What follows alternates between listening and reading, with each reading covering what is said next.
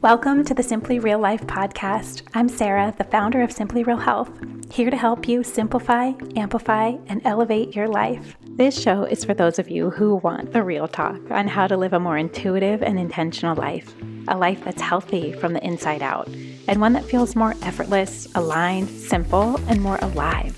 We cover it all, from health, wellness, mindset, motherhood, daily habits and rituals, to business and relationships, creativity and growth, and tiny tricks to feeling your best, and the energetics behind it all filled with personal stories, unfiltered conversations, and of course, answering all of your burning questions, all in the way of simplicity and keeping it real, so that you can create your own version of your healthiest life.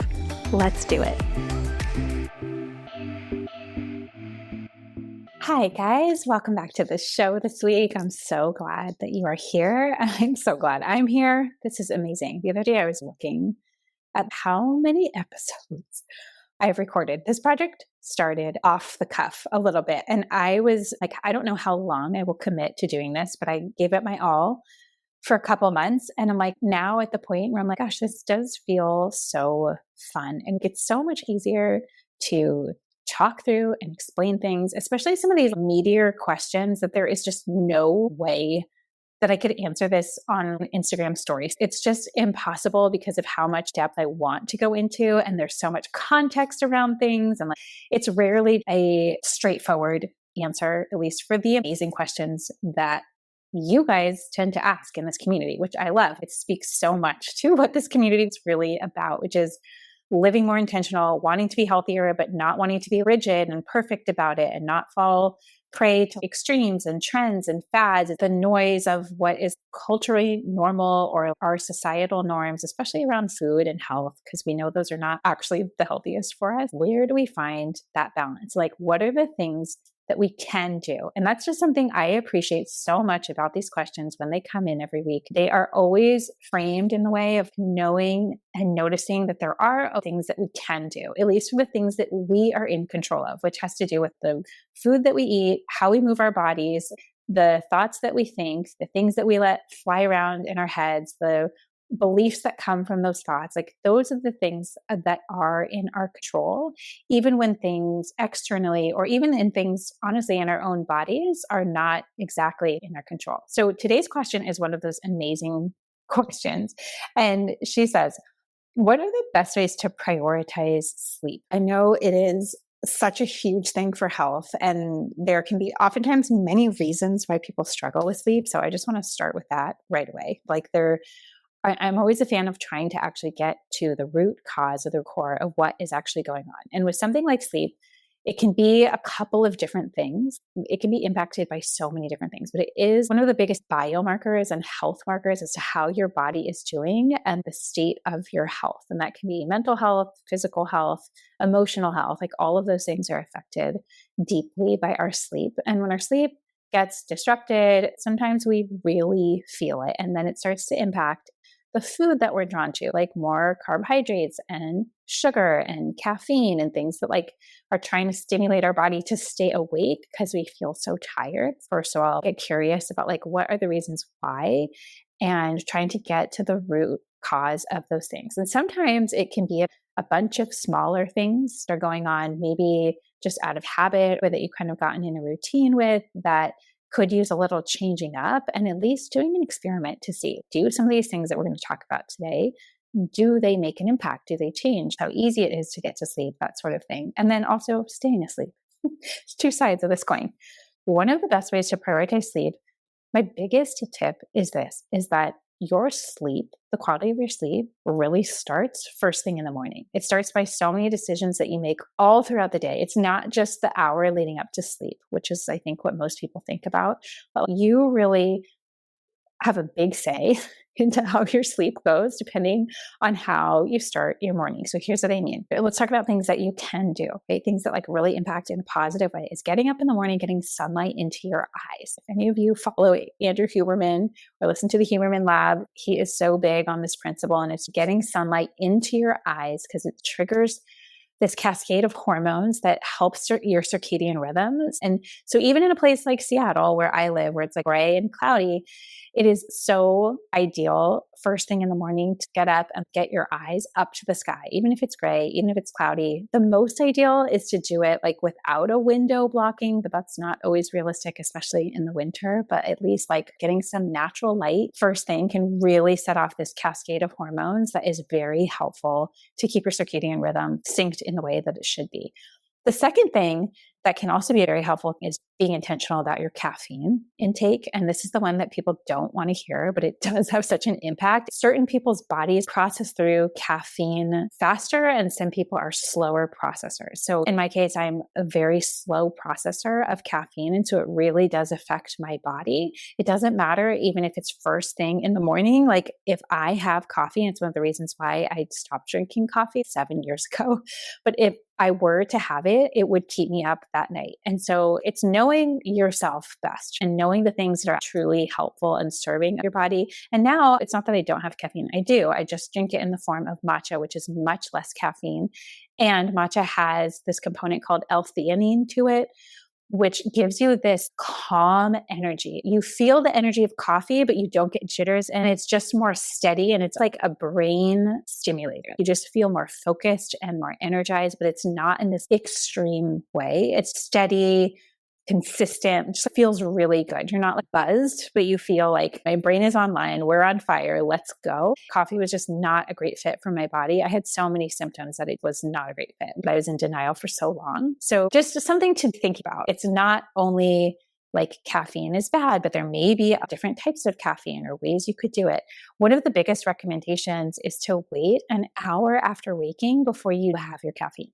For some people, I know they like to get up and it's just this automatic drip. Like if you could hook up to an IV, you would, but to delay it and that you're working on hydration first thing. So maybe it's a little bit of electrolytes, it's a pinch of sea salt in your water, it's a squeeze of lemon, or it's doing something like chlorophyll drops that I love to do. The first thing when you wake up should be about hydration after a long night's sleep, and then moving into your stimulant or the coffee or your caffeine. So delaying it an hour is actually a very, very helpful thing. But then on the flip side, you don't want to wait too long. And it's actually a recommendation, if sleep is something that you do struggle with, to be done with your caffeine by like 9 a.m., right? So that's actually so much earlier than what most people think, which is as long as I don't have it after 1 p.m., I should be fine sleeping. But what tends to happen is that if you do have it later, you are just putting off your rhythm even further. It puts your adrenals into overdrive. It really depletes your minerals, it depletes so much in your system. And if you're not also being somewhat aware of what coffee you're drinking, a lot of it has mold and heavy metals within the beans itself, if it is not a brand that is specifically mold-free or organic. So there's all these different factors. These are the tiny little adjustments that sometimes do add up into so much change. Also, it matters just amount overall. Can it be just one cup of coffee, one espresso, one matcha, versus have it dripped all throughout the day just to function? There may be some other things at play, or it's just a habit. And that habit then sets off this cycle that makes you stay up later. You're not as tired at night. And then you don't get as great of a sleep. And then you're groggy in the morning. So you feel like you need more coffee. So it's being aware of not just the specific thing of coffee or more coffee is bad for me, but like the overall amount. Can you get to a place where one cup really makes a difference and makes you feel good without crossing the line of you feel like you constantly need it or need more? Then there could be other things depleted at play. Could be that your adrenals are completely depleted because you're exhausted or you're overwhelmed or you're overfunctioning, you're saying yes to everything, you're a people pleaser, you have this way of functioning and operating that actually doesn't serve your body. I think starting to know that or recognize that, how am I actually operating? When I coach people one-on-one or in my group, sometimes I'm like, well, what's the real thing here? Do you feel like you need so much coffee because you actually hate your job, and feel like you need some sort of stimulant because you don't actually like what you're doing, but you're not paying attention to that or don't want to look at that? So like there can be layers to it too. Like, why do I feel like I need so much of it? And then working, this is important, very slowly, if you're reducing caffeine or adjusting your relationship to caffeine, that you do it really slowly and intentionally, and just trying to get to a more balanced place with it. Maybe it's for a while, it's coffee in the morning, and then instead of coffee in the afternoon, you maybe switch to matcha or an iced tea, something that's a little bit less intense on your system, on your adrenals, knowing that what you do then has this cyclical effect for the rest of the day and the next day and the next day after that. So I think a lot about sleep really does start in the morning. And then I have this funny little quirky phrase I say in a lot of my programs is like, eat how you want to sleep. So being aware of things like having chocolate at night, it's sometimes enough to disturb your rhythms. It does have a little bit of caffeine, and having that at night can actually keep you awake. So like being just conscious and aware, like for me, I love dark chocolate. I cannot have it at night. It's something I've learned about myself. So I like to have it after lunch. And that is the last caffeine. When it's around midday, I can enjoy it and then it doesn't impact my sleep. And I do the same thing for my kids. If we're going to have it, it's going to be much earlier in the day. And so just being aware of even little things like that can have an impact depending how sensitive your body is, how sensitive your adrenals are. Eating dinner earlier can also be a very helpful thing, because when your body goes into digestion mode, it's time to rest and digest. And if you are eating later at night, and I know sometimes this is avoidable and this is not about being perfect at this every day, there's going to be times and occasions and reasons that you're out or you're on a trip or vacation or whatever it may be. But for the most part, trying your best to eat dinner a little bit earlier so you give your body some time to digest. And the general guideline is be done eating like 3 hours before you go to bed. This one thing can really help how you sleep, and also making sure your meal is a balanced meal of real food. So not being skimpy on it and having good carbohydrates, good veggies, good protein and fiber, having a balanced meal. And then here's the tricky part, not snacking after dinner. If you have young kids, 8 o'clock, 8:30, it's like, this is my time. My body can finally relax and I'm just going to have a snack, or maybe you're actually hungry at that point. Like all of those things add up to sometimes not great sleep. Some people are totally fine with this, but I'm talking specifically, if you're listening to this episode, there's probably some reason. These are all the different factors that could be at play. So not snacking after dinner can be a very helpful thing, and that you find other things at night to help you decompress and help you feel like it is your solo time or the time you can relax and be. It doesn't necessarily have to be connected to a snack. And if you do find that you're hungry, of course, eating or working on being hungry for dinner, which means maybe not snacking in the afternoon, which then back that up, which means you probably have to have a real lunch so that you're not starving at 3 or 4 o'clock, So all of these things are connected. And it's why it's like good sleep oftentimes starts in the morning. And then it's all these decisions throughout the day that can be tied and connected to it. The next tip that so many of you are not going to want to hear, but really has a huge impact, is dealing with your stress and learning how to decompress your nervous system. And this is something that's an entire podcast episode in itself, of learning your nervous system and what it feels like when you're stressed. Because so often what I find is that our bodies and our nervous system carry so much stress, anxiousness, energy, things from the day, things we haven't processed, emotions, these things that are heavy loads on our body. And unless we have ways to release them, get rid of them, clear them, especially if you are an empath or a feeler, or you're picking up on different things that people are not even really saying, but you're always thinking about, what does that person think? And what do they mean? And what about this? And how do they feel? And you feel like it's your stuff, even though it's not your stuff. It's other people's things that you are just carrying around. There can be such a difference between what our body feels as a stress and our mind. So like you could be walking around being like, I'm not stressed at all. Like, what are you talking about? I feel fine. There's all these things that did happen during the day, but like, I'm fine. I'm not really bothered by anything, but yet your body is telling a different story. For me, this has been such a learning experience in my own life, even with all the different health things that I have gone through in the past of SIBO and PCOS and hyperthyroidism. I never actually felt stressed. If you would have asked me, are you stressed? I've been like, yeah, things are busy. I'm doing a lot, running a business, doing all this stuff.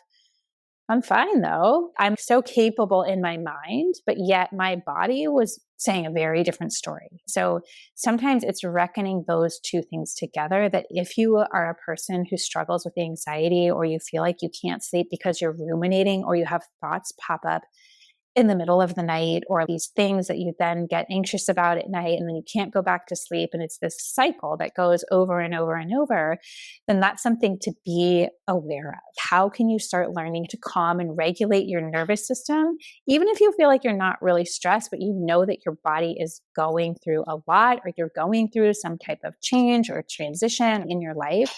It's something to be very aware of, because that is a huge thing that could be waking you up or preventing you from going to sleep at night, and or be the cause that you may feel the need to numb at any point in the evening, whether it's a glass of wine, or it's scrolling social media, or it's watching a show, or you're just trying to numb all of these thoughts and feelings that your body has, that maybe your mind is saying you're fine, but your body does not. So again, I could go on this for a long time. This is the type of stuff we talk about in the Insiders Club. Let's actually talk about the real stuff that is affecting us, and the way our bodies work, and the way our minds work, and how our thoughts become our beliefs, and how our nervous system really holds so much energy. And we need to be very good about taking care of our nervous system specifically in its own way. Okay, the next thing I will say is that it is also very helpful just having a general rule of no screens the hour before bedtime. So screens being your phone, screens being a show. And I hate to be the bearer of bad news. So I know so many people who have a nighttime routine are like, I just want to watch a show, and that's fine once in a while, but maybe use blue light blocking glasses. So having no screens before bed, or just being more aware, if the sleep is something that you do struggle with, this is something to think about. You may not like hearing it, but that is the truth. Another thing to be aware of too is if you are reading before bed, if you read on Kindle, is it backlit? That's a blue light shining right in your face. And the thing with blue light is that it stimulates your cortisol and stimulates the awake hormones. It sort of messes up your circadian rhythm and how we're naturally wired. So if you like to read at night, here's a little hack that I do is I have my Kindle, but I use a red reading light, just like a little light that attaches on the back. And I don't use the backlight on the Kindle. I just use the red reading light, and it works great. I have one in each of my kids' rooms. If they need to go to the bathroom at night, instead of turning on all the lights, we just use these little reading lights. Another thing is just thinking about that in general, like your house, do you have LED lights and they're on full blast until the moment that you go to sleep? That also may not be helping you. So thinking about turning down the lights, dimming lights, switching some of the LEDs out for the incandescent bulbs, or doing a red light. I have a little red light bulb in my nightstand light. Turn that on at night instead of the overhead lights, things like candles, just low lights. We're just trying to bring it all down, ease the body into sleep at night. Something that also is very helpful with sleep is doing magnesium. I do a pretty big dose of magnesium every night. It helps thoughts. It relaxes your body. It's really great for your nervous system. It's really great for digestion. Most women are depleted in it. It's why chocolate is so appealing to us, especially at certain times of our cycle, because it naturally has magnesium that helps ease cramps and pain, and just is such a helpful nutrient that most people are definitely low in, and it can really, really make a big difference for sleep. Okay, another thing is that any amount of alcohol is going to impact your sleep. And some of you might be noticing that as you get older and older. You're like, well, I used to be able to have a glass of wine, and now it just totally interrupts my sleep. And now it's to the point of like, is it worth it? Like, you will have to think through circumstances. Is it worth it if I don't get great sleep tonight? Sometimes it is, and sometimes it's not. But knowing that it does absolutely like affect your sleep and your circadian rhythm, the sugar in alcohol oftentimes will spike your blood sugar and wake you up like an hour or two into sleep. And there's oftentimes that misconception of alcohol helps you sleep or helps you fall asleep initially, and it actually makes it worse through the night. So some of you may have experienced that, but just to put it out there, doesn't mean that you can't have it or shouldn't have it. I mean, it's not a health food. It's not great for you, but knowing that maybe if you do have a big day the next day, that is a really big factor in sleep. If you're wanting to sleep great, like that would be hopefully not a part of your daily life or routine in that way.